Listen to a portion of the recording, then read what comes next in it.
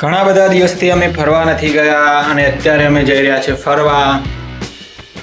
ચલો તૈયાર થઈ ગયા છે, હવે નીકળીએ છીએ.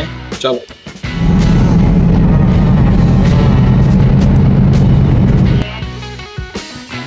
આ પાર્કિંગ ગાડી કરી દીધી છે. ચલો અંદર આવી ગયા છે.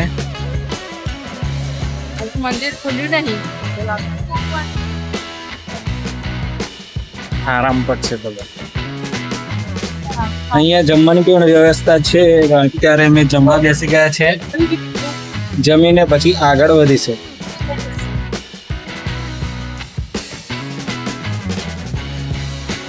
અહીંયા દૂરથી જે લોકો આવે છે એમના માટે રહેવાની પણ વ્યવસ્થા છે. આ ભોજનશાળા અને આ રહેવાની રૂમો છે.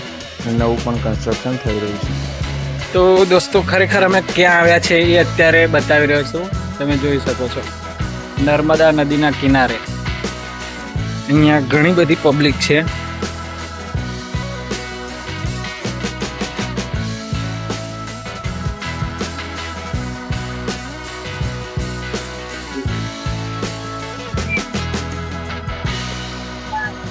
ભીડ વધારે છે અત્યારે. આજે સાંજે જેમ સાંજ થશે તેમ ભીડ વધતી જશે.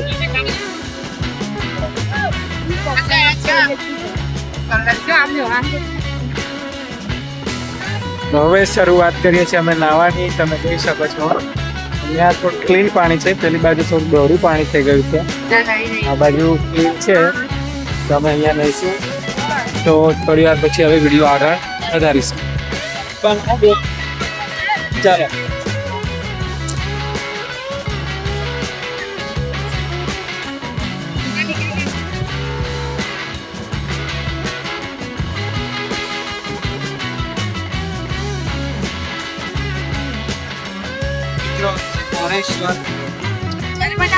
નર્મદા નદીના કિનારે અહીંયા નારેશ્વર ગામ છે.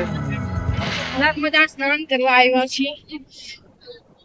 બાજુ પાછળ નાવ ચાલી રહી છે નીતિ કાઢવા અને તો અત્યારે બી ચાલુ જ છે. સાંજ વધતી જાય છે એમ પબ્લિક વધતું જાય છે. આ બાજુ ઓછું છે પાણી છે.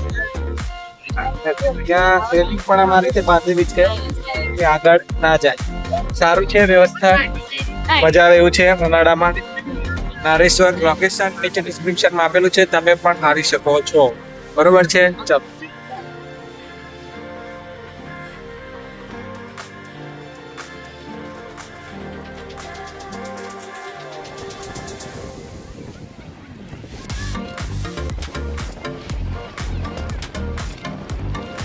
જેમ જેમ સાંજ થઈ રહી છે એમ અહીંયા પબ્લિક વધી રહી છે.